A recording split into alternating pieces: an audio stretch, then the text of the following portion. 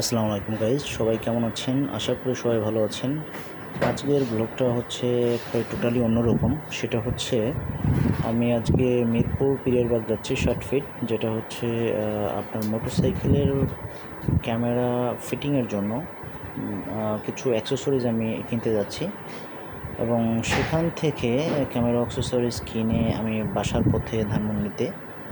তো ওইখান থেকে এত মোটরসাইকেলের পার্টসের এত পরিমাণ চাহিদা যে আমি আসলে ওখানে গিয়ে তেমন কিছু পাইনি। তো একটা টেলিসিনের একটা হ্যান্ড মাউন্ট এবং একটা হেলমেট মাউন্ট কিনছি। অ্যাট লাস্ট বাসার দিকে যাচ্ছিলাম, তখন একটা সিএনজি আমাকে খুব খারাপভাবে চেপে ধরলো। তো দেখে মনে হলো সিএনজিটা অনেক খাওয়া টাইপের। তো আমি আর এটা আমার কাছে কোনো ব্যাপার না, তো আমি আমার মতো সুন্দর করে চালাচ্ছি। তো সামনে হচ্ছে আপনার কোনো কলাবাগান সিগন্যাল, তো সিগন্যালে এসে দাঁড়ানোর পরে অল্প সময়ের ভিতরে সিগন্যাল ছেড়ে দিল। তো একটা কথা আপনাদের বলে রাখি, রাস্তায় চলতে গেলে আপনার বিভিন্ন রকম অটোরিকশা এসে আপনাদের চাপা দেওয়ার চেষ্টা করবে। ঠিক বলতে না বলতে আমার বাসার ঠিক আগের গলিটা একটা রং সাইড থেকে একটা অটোরিকশা এসে আমার খারাপভাবে আমার বাইকটার উপরে মেরে দিল। তো আমি আনফর্চুনেটলি আমার কোনো ক্ষতি না হলেও আমার বেশ বাইকের অনেকটা ক্ষতি হয়ে গেছে। আপনারা দেখতে পাচ্ছেন আমার হেডলাইটটা ভেঙে গেছে, যে আমার সামনের ফর্কটা ভেঙে গেছে। আমি যেটা ধরে রাখছি, তো আমার বডিতে স্ক্র্যাচ পড়ে গেছে। আমার দেখে মনে হচ্ছে যে আমার শরীরে স্ক্র্যাচ পড়ে গেছে। এমন একটা সময় আসলে আমি অটোরিকশাওয়ালাকে ধরে নিয়ে আসছি। সবাই আসলে ভিড় হয়ে আছে, প্রচুর ক্ষেপে আছে। সবাই বললেই মারা শুরু করে দেয় ওকে।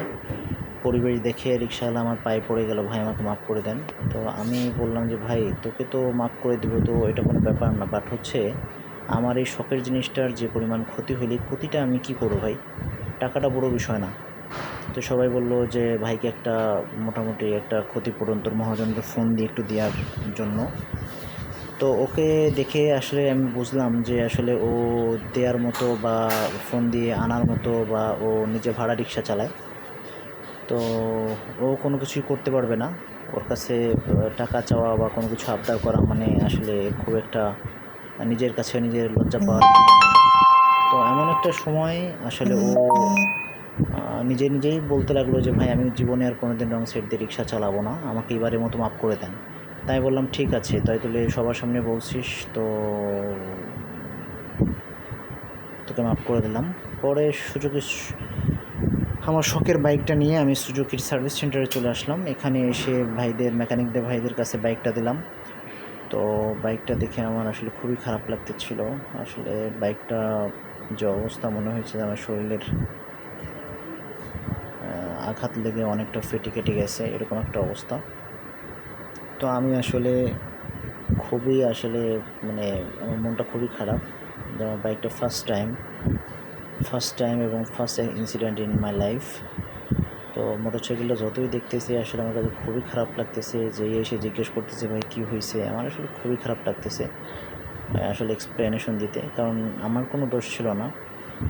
দোষটা পুরোটাই যদিও অটো চালকের, তো তারপরও তাকে আসলে ক্ষমা করে দেওয়া লাগছে। তো সব কিছু মিলে মেকানিক ভাইয়ের সাথে কথা বললাম। তো উনি বললো যে ভাই আপনার এস্টিমেটে 49,000 টাকা লাগবে। তো আমি আসলে 49,000 টাকা যে ডাজেন্ট ম্যাটার, বাট হচ্ছে আমার বাইকের অবস্থা দেখে ভাই আমি বললাম যে ভাই এনি কস্ট আপনি আমার বাইকটাকে সার্ভিসিং করে দেন, আমার বাইকটাকে ভালো করে দেন।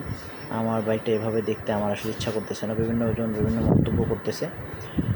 তো সবশেষে আসলে মনটা খারাপ হলেও কিছু করার নাই, কপালে হয়তো বা ছিল এতটুকু। তবে আপনাদের বলবো যারা বাইক চালান খুব সাবধানে চালাবেন। বর্তমান রোডে অটোরিকশা এবং সিএনজিগুলো খুব ব্যাপকভাবে চলে। আপনাদের জীবন লাইফ সেফটির জন্য আপনাদের বাইক এবং আপনারা চোখ কান খোলা রেখে লুকিং গ্লাস দেখে বাইক চালাবেন। তারপরে বাজে সুজুকি শোরুমের সার্ভিস শেষে নিয়ে গেলাম বাইকটা বংশালে মোজাম্মেল ভাইয়ের লেদারে। তো মোজাম্মেল ভাইয়ের এখানে সমস্ত প্রকার বাইক অ্যাক্সেসরিজ সহকারে বিভিন্ন ধরনের কেমিক্যালস এবং বাইক সার্ভিসিং, সাইকেল সার্ভিসিং করানো হয়। তো চাকা একটু টাল ছিল, ওখানে গিয়ে আসলে চাকার টালটা সারাইলাম। মোজাম্মেল ভাই খুবই ভালো মানুষ, আপনারা কোনো সার্ভিস